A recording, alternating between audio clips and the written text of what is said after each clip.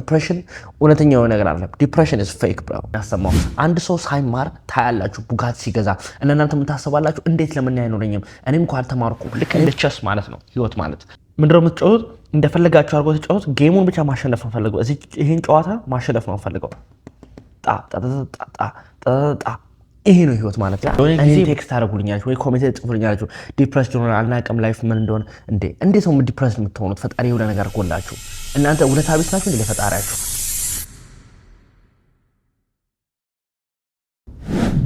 ህይወት ማለት የማትፈታ ብዙ ፒስ የሆነች ፐዝል ነች።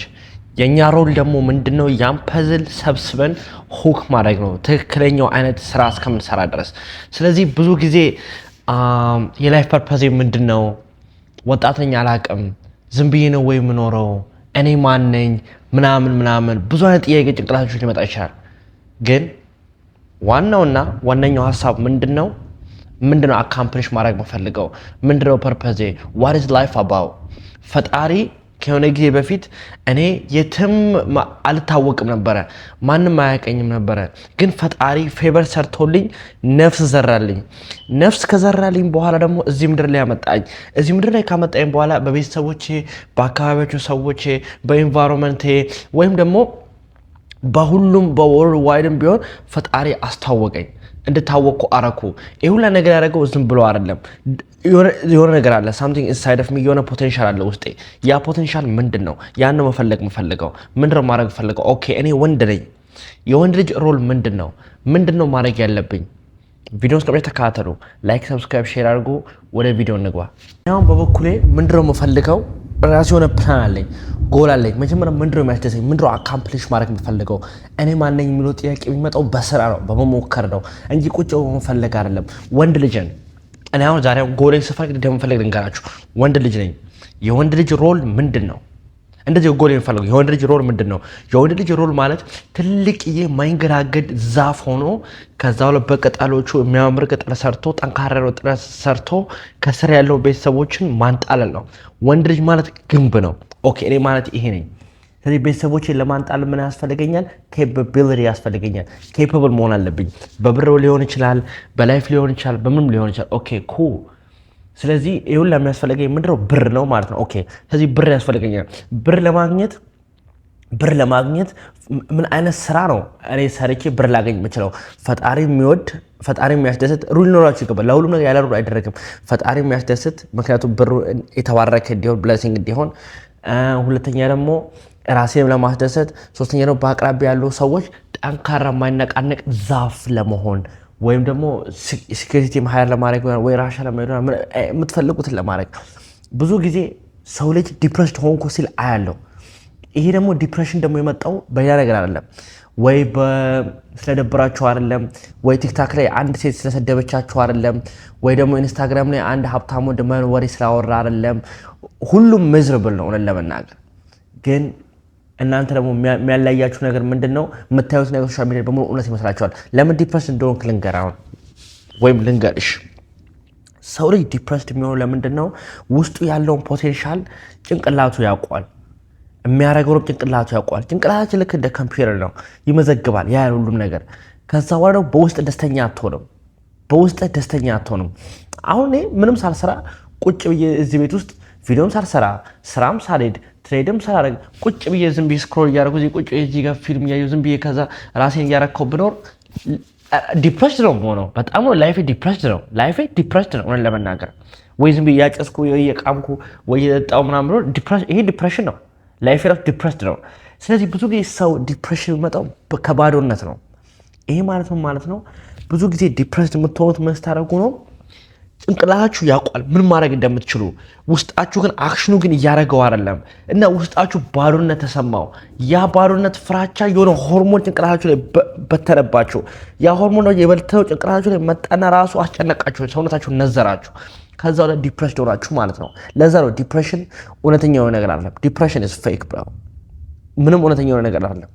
እስቲ እኔ እንደ ምሳሌ ነው ሰዱኝ። ቤተሰቦች ያላየኋቸውም ከቀን እስከ ማታ ስራ ነው የምሰራው። ጓደኛዬ ከስንት ጊዜ ብንገናኝ ነው ወይ ደግሞ ጭራሽ ምንም መዝናናት ነገር አይመቸኝም። መጣት አልወድም፣ ፓርቲ ሜዳ አልሄድም፣ ማጨስ በቃ ምንም ፈን የሚባል ነገር አይመቸኝም።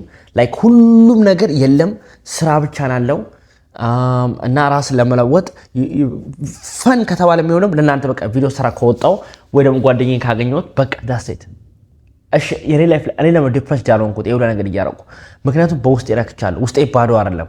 ምክንያቱም የምፈልገው ነገር እያደረኩ ነው።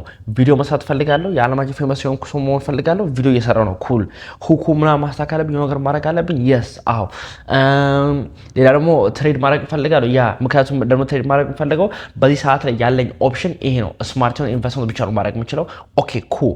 ሶስተኛ ደግሞ ምንድን ነው ሌላ ማድረግ የምችለው ትምህርት የማረው ለምንድን ነው እውቀቴን ለማሳደግ ብቻ ሳይሆን በቃ ስለ ኮምፒውተር ሳይንስ ስለ ኤአይ ምናምን እንዴት እንደሚሰራ ማወቅ ስለፈለኩ እቺ ዓለም እኔን ጥላኝ እንዳትሄድ ከሷ እኩል ለመሄድ በሁሉም በኩል ኬፓብል ሆኜ መጠበቅ ፈልገው ነገ ኤአይ መጥቶ ላይፍ ሊወስደው ሲል ሮቦቱ ማዘዝ ፈልጋለሁ። እንዲያዘኝ ማድረግ አልፈልግም። ስለዚህ ከአሁኑ ቀድሜ መማር አለብኝ፣ ማወቅ አለብኝ። ኩል ሶሻል ሚዲያ ፖስት ፈልገው ቲክቶክ ላይ ብዙ ሰው ተጎድተዋል። ብዙ ሰው ማይረባ ሰው አለ።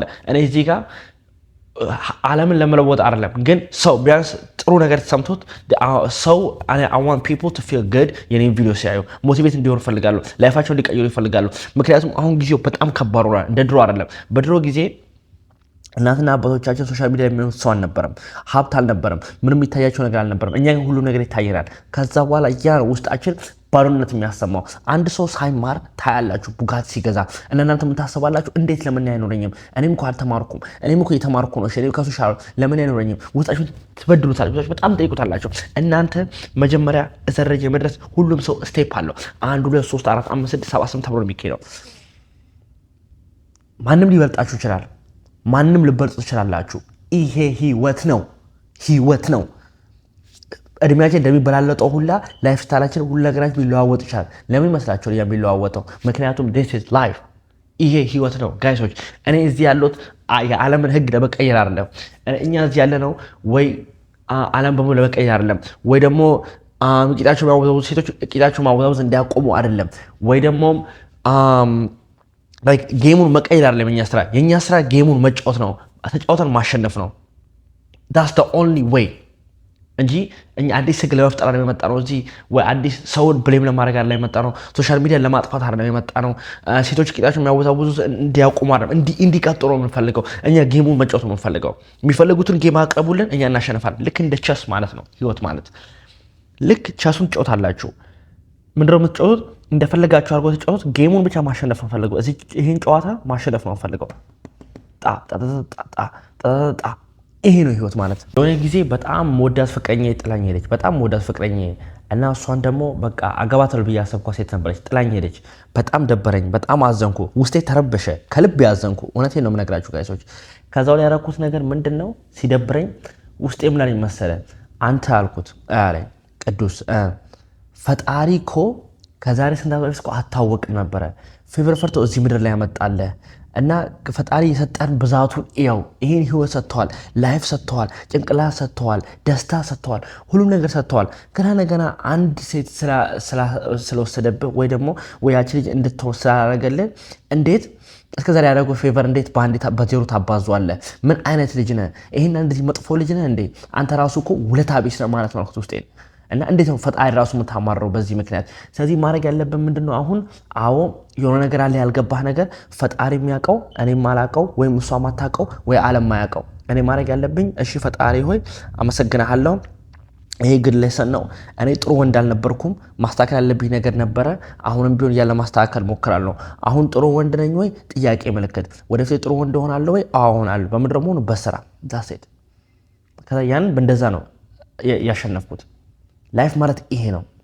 ከፈጣሪያችሁ ጋር ዋናው እና እናንተ አሁን እዚህ ጋር እኔን ቴክስት አደረጉልኛላችሁ ወይ ኮሜንት ጽፉልኛላችሁ። ዲፕረስድ ሆነ አልናቀም ላይፍ ምን እንደሆነ እንዴ! እንዴት ነው ዲፕረስድ የምትሆኑት? ፈጣሪ የሆነ ነገር ጎላችሁ እናንተ ውለታ ቢስ ናችሁ እንዴ ለፈጣሪያችሁ? ፈጣሪ እኮ ይሄን ምድር ሰጥቶናል። ይሄን ምድር ላይ የምትፈልጉትን ነገር አርጉ ብሎናል እኮ። እኔ ምንም አላደርጋችሁ፣ የምትፈልጉትን ነገር አርጉ። ፈጣሪ በፍቅር ያሸነፈን። እናንተ እንዴት ዲፕሬሽን ትላላችሁ? እንዴት የምፈልገው ነገር አላውቅም ትላላችሁ? እንዴት ህይወታችሁ ማስተካከል ይከብዳችኋል? ፈጣሪ ይሄን መሰለ ጭንቅላት ሰጥቶናል እኮ። ይሄን መሰለ ጭንቅላት ሰጥቶናል። ባይ ዘ ዌይ ላይፍ እውነት ትክክለኛ ነገር እንደምታረጉ የምታውቁት መቼ እንደሆነ ታውቃለህ? ሁሉም ነገር በማይሆን ቦታ ሲሄድ እንዴት ነው የሆነ ነገር እያደረጋችሁ እንደሆነ የምታውቁት? ሁሉም ነገር በማትሉት ቦታ ሲሄድ የዛን ጀስ ጋር ኬፓሽን አላማችሁን አውጡት፣ ጎላችሁን አውጡት። የሁላችን ፋይናል ጎል ምንድነው? ኬፓቢሊቲ ነው። ኬፓብል መሆን ነው ፈልገው በገንዘብ ወንድ ልጅ ነው በገንዘብ ኬፓቢሊቲ መሆን ፈልገው። ምን አይነት ገንዘብ የምትገቡበትም ገደል ውስጥ ቢሆን ገብታችሁ ቆፍራችሁ ቢሆን እንትን ብላችሁ ቢሆን አውጡት። ሰው አለ እኔ አሁን ለምሳሌ እዛች ጋር ወርቅ እንዳለ አመንኩ። ያን የቆፈርኩ ከላይ ያሉ ሰዎች አሉ የሚስቁብኝ። ያ ሰዎች ግን ይሳቁ። አምና አሮን ኬር አሮን ማይንድ ይሳቁ። እነሱ ከፈለጉ ወርቁ ራሱ እዚህ ጋር እዛ ጋር መደበቅ ይችላሉ። እነሱ ያሉበት በእጃቸው ሁላ መያዝ ይችላሉ። እኔ ግን መቆፈሬን አላቆምም። እስከ መጨረሻው ድረስ ሄጄ ባሮ እንደሆነ ካየው በኋላ ሌላ ቦታ ፍለጋ እፈልጋለሁ ወይ ሌላ ፕላን አወጣለሁ። ከዛ ከእጁ ላይ መንትፍ ይወስደዋለሁ። ይሄ ነው ላይፍ ማለት። ይሳቁ። ሰው ልክ ነው አይበላችሁ፣ ልክ ነው የሚበላችሁ። ተዋቸው፣ ሁሉንም በጥግ ለውጡ፣ ራሳችሁን ሁኑ፣ ላይፋችሁን ስሩ፣ ህይወታችሁን ለውጡ። ይሄ ነው ህይወት ማለት። ለወንድ ልጅ ህይወት ማለት ነው ትልቅ የዛፍ መሆን አለበት። በጣም ጠንካራ ግንድ መሆን አለበት። ያ ካለ ሁሉም ሰው ደስተኛ ነው የሚሆነው። እስቲ አስቡ፣ ተነሳችሁ፣ ማንም ተነሳ ከእንቅልፍ፣ ሀብታም ነህ፣ የምትፈልገው ሴት አለች፣ የምትወዳት ሚስት አለች፣ ልጆቹ ይወዱሃል፣ ሚስት ታዛሃለች፣ ላይፍ ያበደ ነው። እህቶች፣ ወንድሞች፣ ታላላቅ ታናሾች ሁሉም ይሰማዋል። አንተ የቤቱ የተከበርክ ነህ፣ የምትሰማነ የምትፈልገው የዓለማችን ውዱ መኪና አለ፣ ካምፓኒ አለ የራሱ የሆነ አንተ የዛ ካምፓኒ ባለቤት ነህ። አንተ ኢላን ማስክ ነህ። ላይፍ እንዳለ አሪፍ ነው። እስኪ እዛ ሰዓት ይደብርሃል። ምን እንደምታደርጉላት ታውቃለህ? ዲፕሬሽን ላይ ትዝ ይልሃል። ላይፍ አንተ ይላል። ስለዚህ ይህ ሁሉ ነገር ከሆነ ኦልሬዲ መልሱ የምታውቁት ከሆነ ጥያቄውን አትጠይቁ።